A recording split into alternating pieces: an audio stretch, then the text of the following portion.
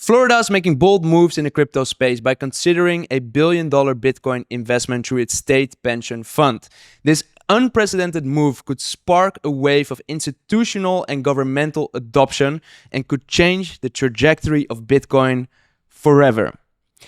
But what will this mean for Bitcoin's future and most importantly for your investments? In this video, I'm going to break down this potential $1 billion Bitcoin investment by Florida, and we're going to talk about the implications for the entire crypto space. And of course, we're also going to discuss how smart investors can position themselves for what is about to come next. So I hope that you're excited to dive deeper into today's topic.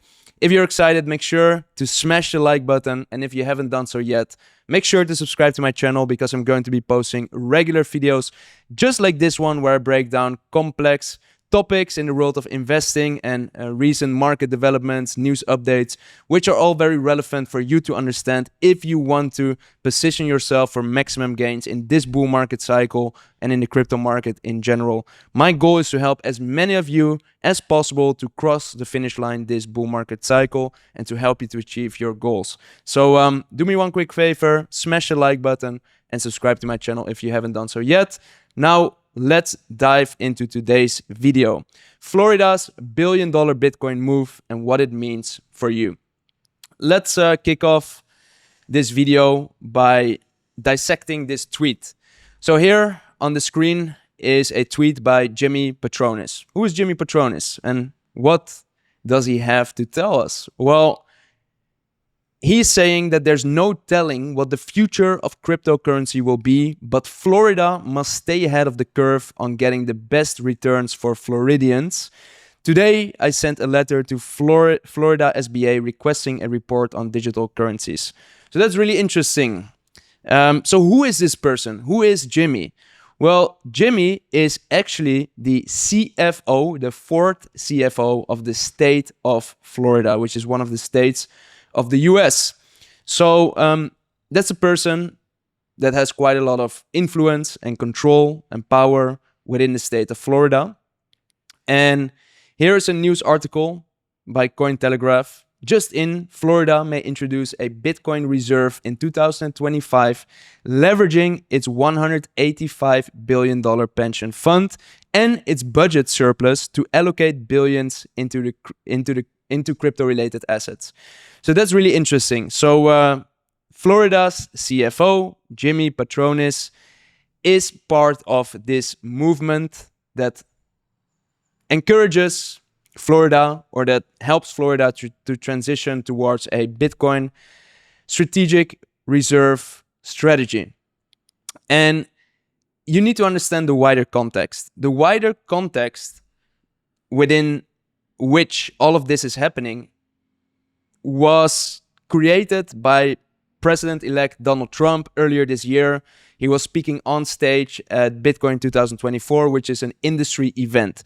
And on stage, he said that he wanted the US to become the crypto capital of the world.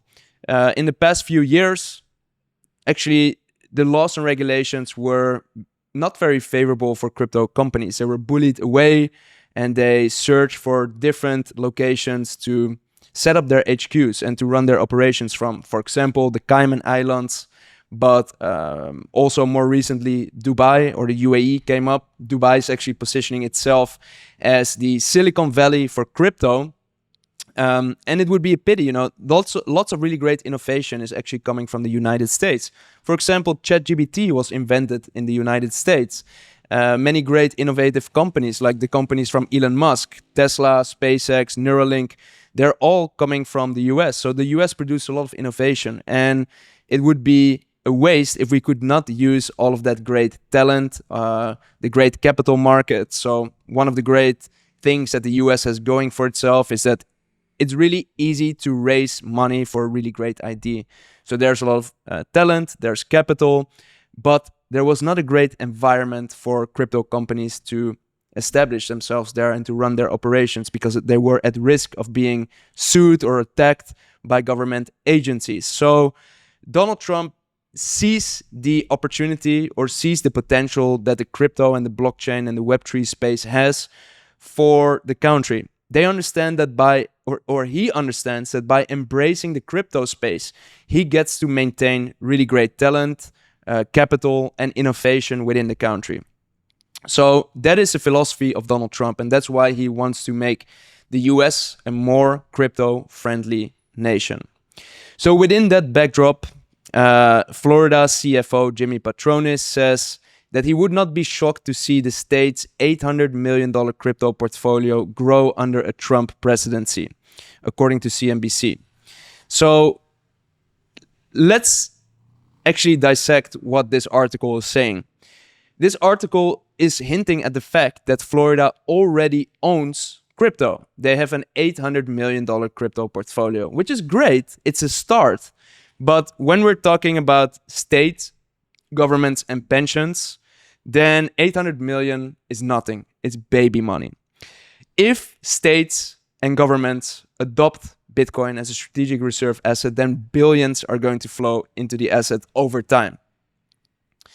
And Florida is not the only one. Earlier, I posted a YouTube video in which I shared how Pennsylvania, which is another state in the US, is planning to allocate 10% of its $7 billion reserves to buy Bitcoin if it passes the Bitcoin Strategic Reserve Act.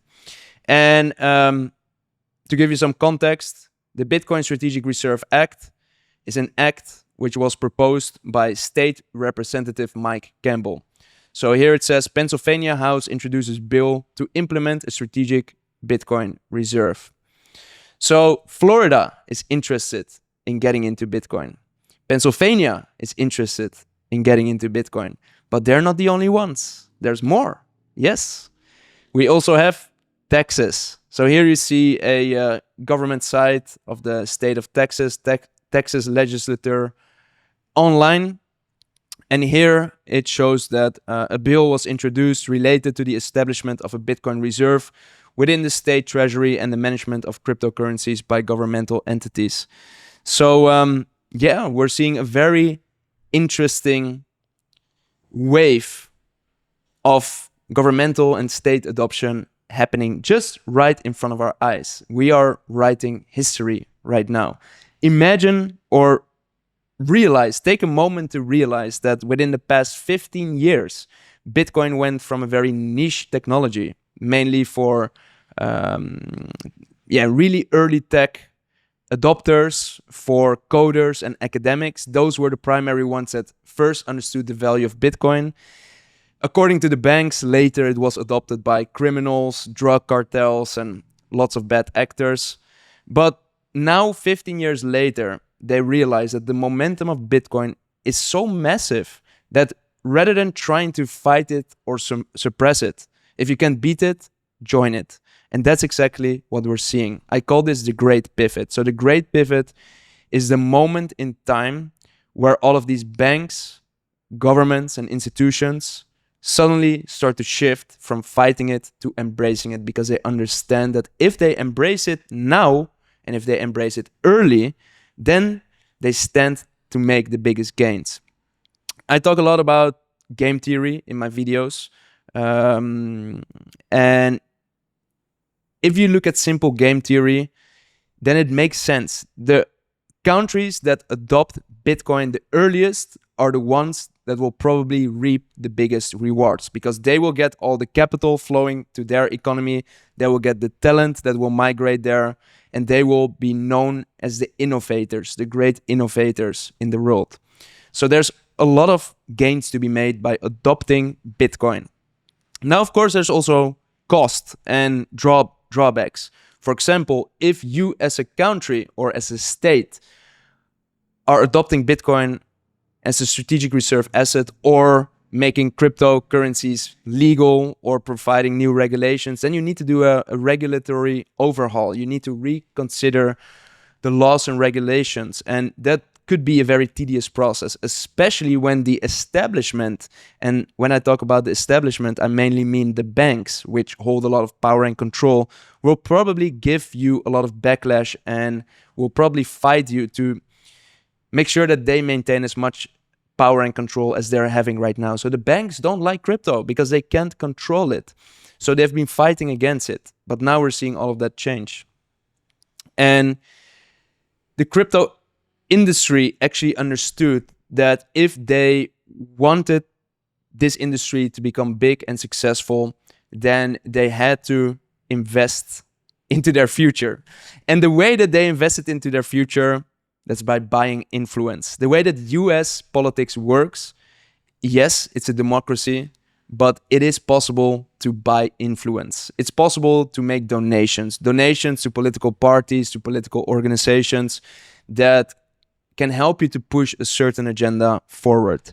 So the crypto industry has actually invested or donated more than 100 million, according to this right article, more than 135 million to political action committees, PACs, to get the right politicians into office that would help them to make more favorable laws and regulations. And they want to get a return on their investment very quickly. They understand they could allocate their money to many different assets and investments, but they chose to invest it into politics because that will probably give them the highest possible return. So one of those examples is Ripple. Ripple recently dropped another 25 million into a crypto PAC. A PAC is a political action committee to sway 2026 congressional races. So Ripple is one of those companies that is making big donations to make sure that the right people are in the government, that they can call upon to get their favors enacted upon. And with favors, it's mainly making a more favorable environment. So one of those PACs, political action committees, is Fairshake. And Fairshake supports candidates committed to securing the United States as the home to innovators building the next generation of the internet. So here is a tweet by Brad Garlinghouse. He says, Fairshake is the most successful multi-candidate bipartisan super PAC in American history. Electing pro-crypto, pro-growth, pro-innovation candidates is a no-brainer. And to continue that momentum, Ripple is contributing another 25 million to Fairshake. I believe in total, Ripple has donated around 27 million in total to this particular PAC. And they're just one of the many crypto companies which has donated to politics, to politicians, to political action committees in order to get more favorable laws and regulations. And this has resulted in the fact that we're now seeing a bit of a power shift.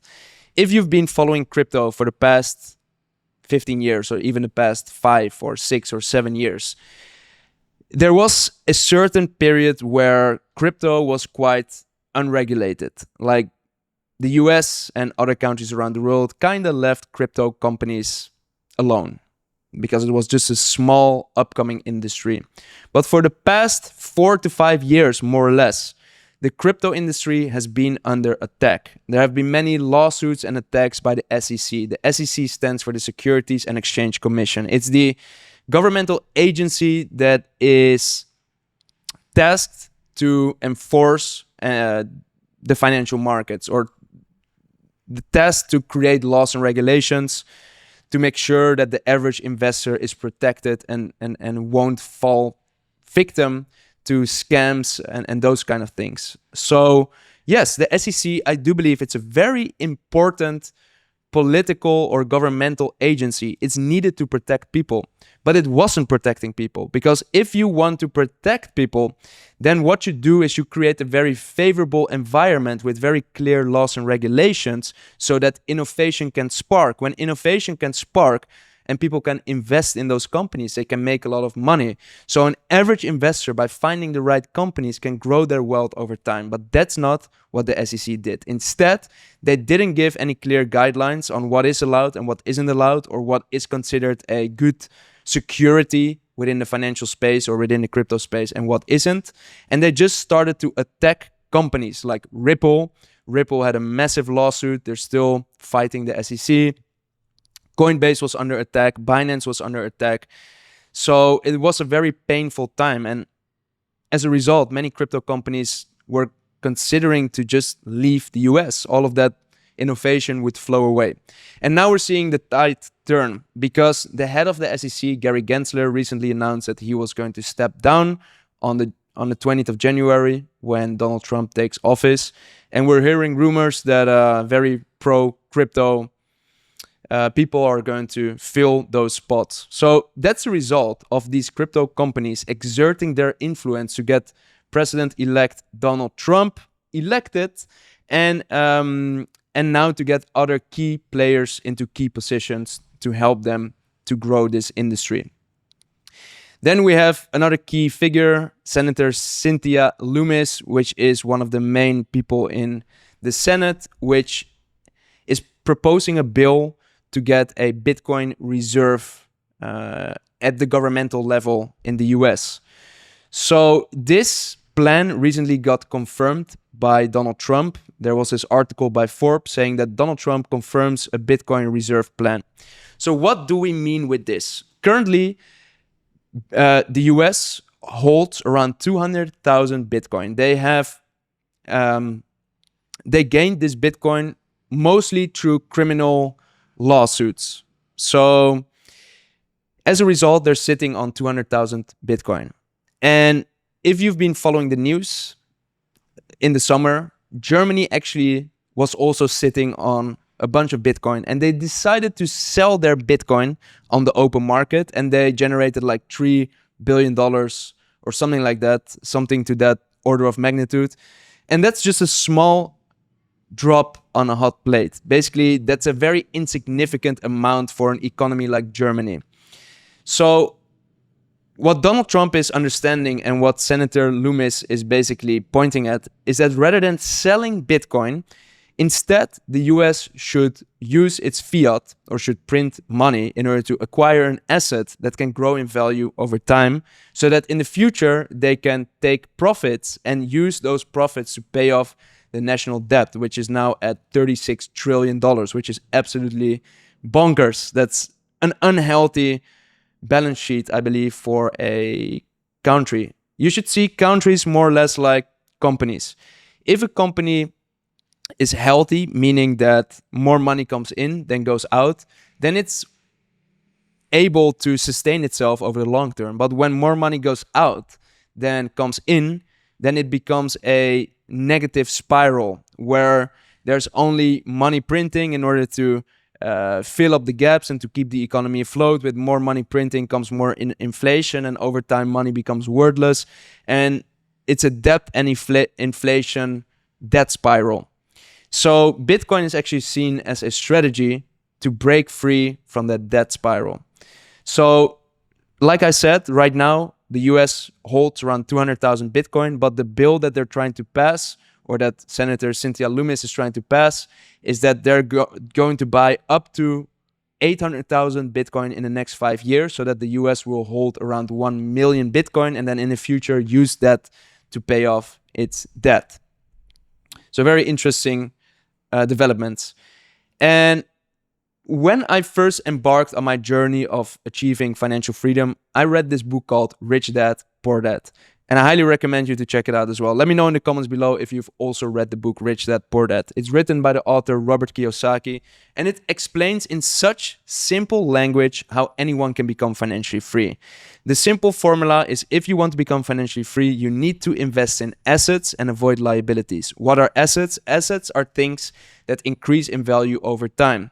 So, for example, stocks, real estate, watches. And what are liabilities on the other side? Liabilities are things that only take money out of your pocket. And once you've taken that money out of your pocket, it won't come back. So what are great examples of liabilities? For example, dinners, holidays, a car. Those mainly take money out of your pocket instead of earning you money. All right? So that's a simple lesson for how you as an individual can become financially free. But the same lesson holds true for companies and countries. If a country wants to become financially free and not being reliant on external debt or money printing, then it needs to invest in assets. And Bitcoin has been the best asset of the past decade. So between 2010 and 2020, it generated 230% of annual returns.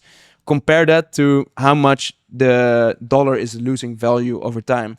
So during COVID times, the dollar lost like 10% of its value in 1 year, and on average it loses between 2, 3, 4% on a yearly basis. So would you rather hold something that loses value or hold something that increases in value over time? And one of those countries that understood this, what I just explained, is El Salvador. El Salvador has been buying up 1 Bitcoin per day since November 18, 2022. And they've accumulated many Bitcoin. I know that this number, 5,912, is not accurate anymore. This is an older tweet. I know right now they're holding even more Bitcoin. And they're not only buying up 1 Bitcoin every single day, but actually they have a volcano and they're using the thermal energy, so energy from the heat of the volcano, to generate energy to mine Bitcoin. So they invited companies to do a bidding on who could do the most efficient operation there. And they established a volcano Bitcoin mining operation. Super interesting. And President Bukele just announced that El Salvador will no longer rely on external debt to finance its budgets. This is a major move for Bitcoin countries, showing the world how financial independence is done. So here, again, the important word is financial independence. El Salvador is one of the poorest countries in Latin or South America. And oftentimes what you see is these poor countries, they need to borrow money from bodies like the IMF, the International Monetary Fund, who is considered the lender of last resort. So oftentimes the IMF gives loans to other countries, but this is very tricky because this is modern imperialism hidden in plain sight. Because the IMF, they provide loans to poor countries, and they actually provide loans that they know that these poor countries will not be able to repay. And then when these countries are not able to repay their loans, then the IMF claims assets in those countries. They basically enslave whole countries, economies, and populations by giving these toxic loans.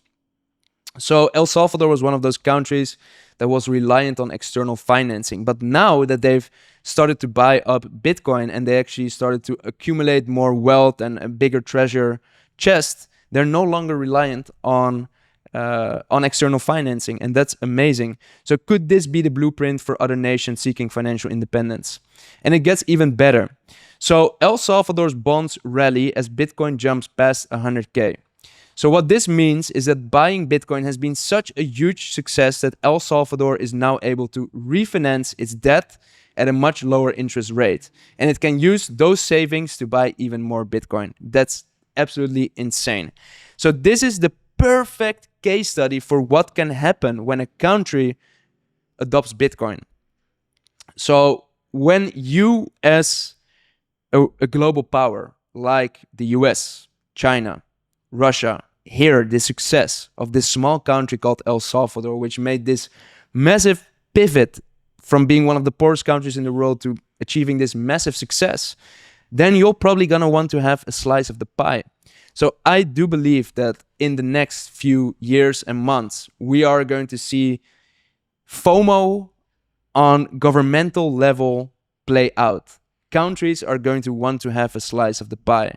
That's why Donald Trump is announcing that he still wants to continue with the plan of its Bitcoin strategic reserve asset. That's why Putin and Russia is making Bitcoin legal property. That's why China is working on unbanning Bitcoin and crypto. Morocco is again legalizing crypto. So there's so much going on behind the scenes right now. And it's not only on a governmental level, also on a company level. So companies like MicroStrategy is the poster child for a Bitcoin strategic reserve asset for companies. So they have been buying up Bitcoin for the past 4 years. They now hold more than 430,000 Bitcoin, I believe. And they're also able to borrow money at practically 0% interest because they're such a huge success. So if you see that success, why would you not consider getting a slice of that pie? Now, a country that's interested in getting a slice of that pie is Argentina. So Argentina was a country that was dealing with lots of inflation, low trust in the government, and many different problems. I think the country went bankrupt a couple of times. They even at one point seized all of the savings of their citizens to pay off their debt. So it's not a great economy, it's not a great country. And this has all resulted in the fact that they chose a very contrarian and innovative politician, 𝗗𝗶𝘀𝗰𝗹, if I'm pronouncing that correctly. Maybe I'm butchering his name. Anyways, there's tons of podcasts and videos of this politician out there on YouTube. The most famous one is where he's going to one of his rallies with a chainsaw, and he wants to cut into many different government budgets, etc.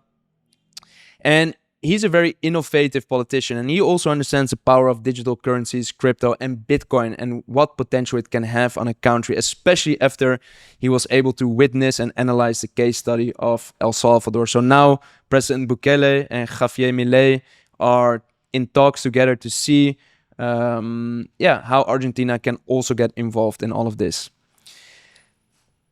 And to conclude all of this, I really like this picture. It resembles the domino theory. What is the domino theory? Domino theory states that every domino can knock over another domino that's 1.5 times its size.